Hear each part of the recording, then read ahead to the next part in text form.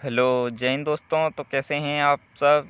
आशा करते हैं बहुत ही अच्छे होंगे। आज हम देखने वाले हैं एईसी हिंदी, जो सेमेस्टर 1 और 2 दोनों के लिए उपयोगी है।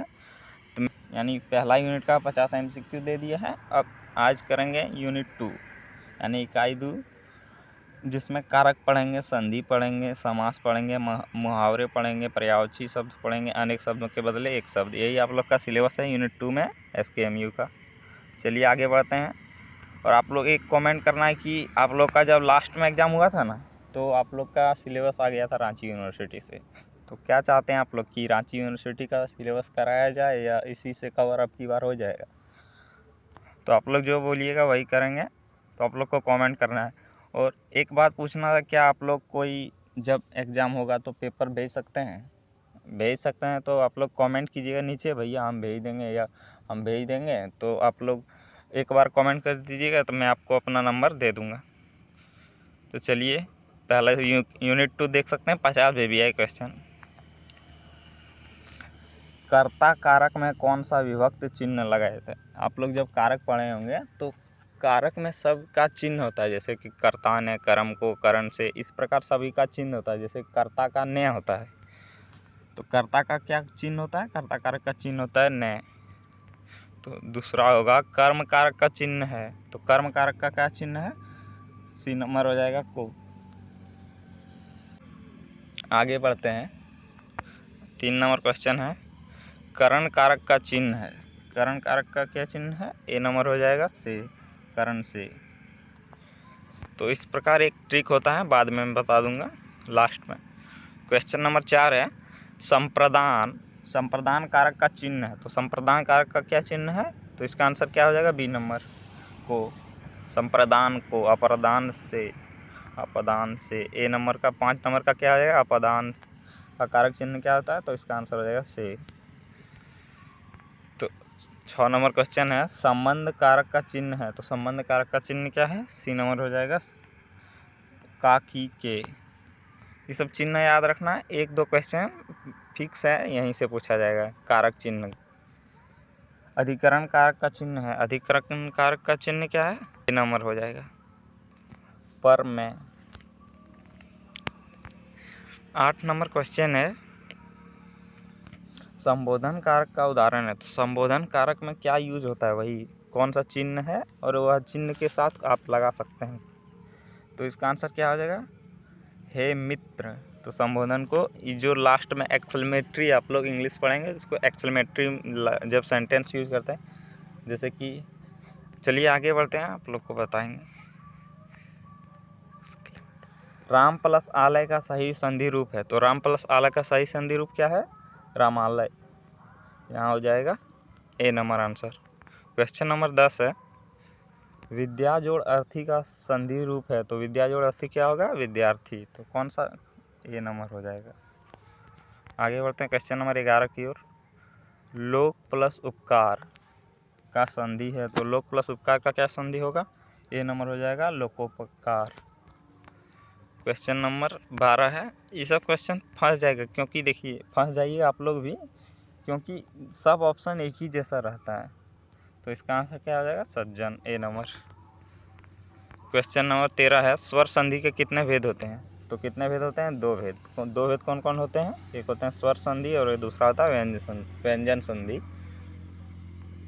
तो व्यंजन संधि का उदाहरण है, व्यंजन संधि का क्या उदाहरण है? तो इसका आंसर क्या हो जाएगा? A नंबर होगा सज्जन। क्योंकि व्यंजन संधि में क्या क्या आता है? क से आप। चलिए आगे बढ़ते हैं क्वेश्चन नंबर 15 की ओर। राजपुत्र में कौन सा समास है? राजपुत्र में कौन सा समास है? तो इसका आंसर क्या आ जाएगा? B नंबर तत्पुरुष। आगे बढ़ते हैं, क्वेश्चन नंबर 16 है, नील कमल में कौन सा समास है? तो नील कमल में कौन सा समास है? C नंबर हो जाएगा कर्मधारय।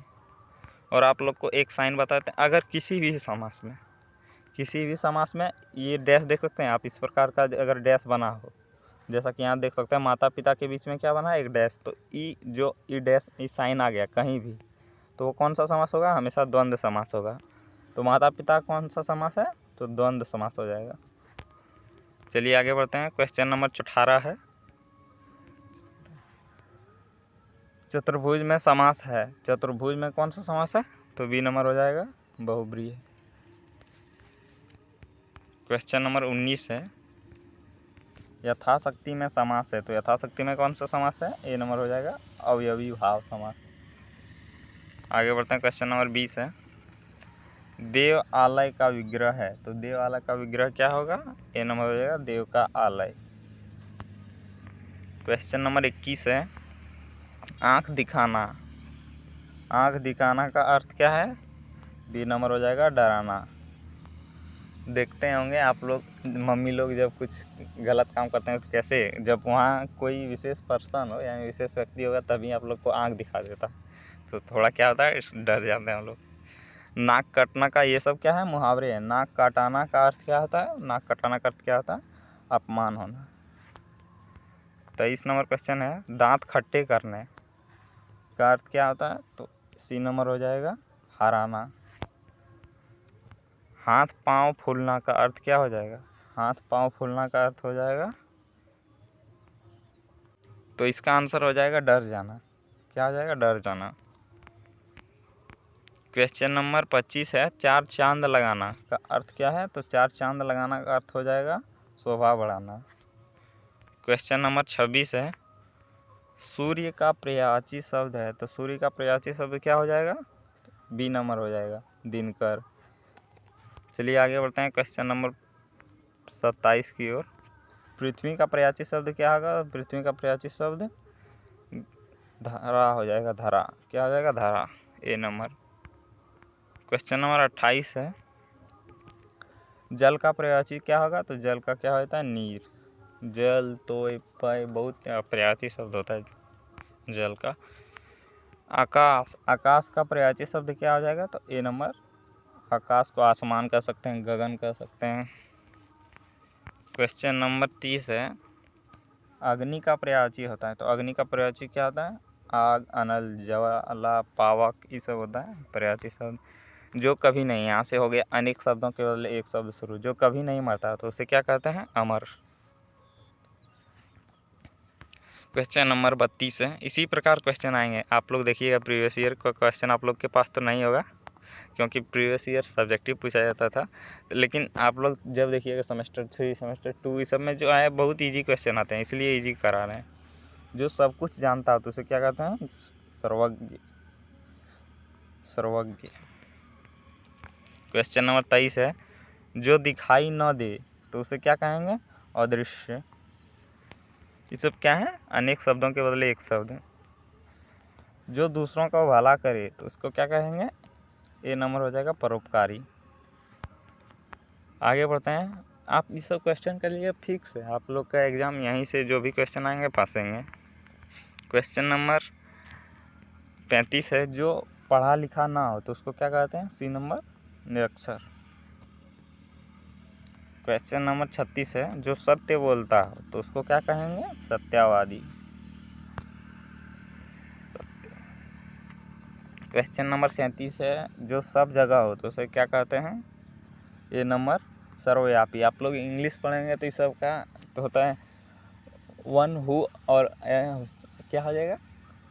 जो सभी जगह प्रेजेंट हो तो उसको क्या कहेंगे आप लोग? तो ओमनी प्रेजेंट कहते हैं। ये सब इंग्लिश में जब आप लोग वन वर्ड सब्स्टिट्यूशन पढ़ते होंगे तो तब पढ़ते होंगे। जैसे कि वन हु एवरीवेयर प्रेजेंट, उसको क्या बोलेंगे इंग्लिश में? तो ओमनी प्रेजेंट। ये सब पढ़े होंगे। जो जल्दी क्रोधित हो तो उसे क्या कहेंगे? तो इसका आंसर क्या हो जाएगा? क्रोधी। 38 का बी। आगे बढ़ते हैं। क्वेश्चन नंबर 39 है, जो उपकार मानता हो तो उसका आंसर क्या हो जाएगा? ए नंबर कृतज्ञ। क्वेश्चन नंबर 40 है, जो उपकार ना माने तो उसको क्या कहेंगे? बी नंबर कृतघ्न।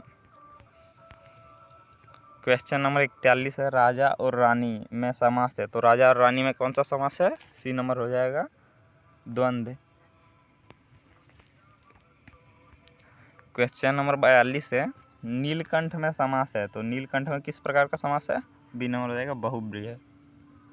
क्वेश्चन नंबर 43 है, विद्यालय का विग्रह है, तो विद्यालय का क्या विग्रह है? ए नंबर हो जाएगा विद्या का आलय। क्वेश्चन नंबर 44 है,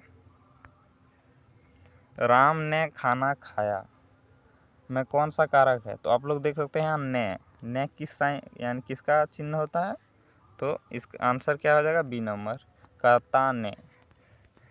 इसी प्रकार आप लोग को टिक करके आंसर मार लेना है। वृक्ष से फल गिरा में कौन सा कारक है? तो यहाँ से किसका चिन्ह होता है? कौन सा कारक का चिन्ह होता है? तो इसका आंसर क्या आ जाएगा? अपदान से, ए नंबर। 46 नंबर क्वेश्चन है, कमल नयन में समास है। तो कमल नयन में समास है, ए नंबर हो, बी नंबर हो जाएगा बहुब्रीहि। क्वेश्चन नंबर 47 है, जल प्लस आशय का रूप होगा यानी संधि का क्या हो जाएगा? ए नंबर जलाशय। क्वेश्चन नंबर 48 है, काला धन में समास है। तो काला धन कौन सा समास है पूछ रहा है? ए नंबर कर्मधारय हो जाएगा। क्वेश्चन नंबर 49 है, दिन रात में कौन सा समास है? तो आप लोग बताएं कि जब भी यहाँ छोटा ई साइन मिले, यहाँ ई साइन आप देख रहे हैं, ये साइन मिल जाए तो मतलब क्या हुआ? ये द्वंद्व समास है, द्वंद्व।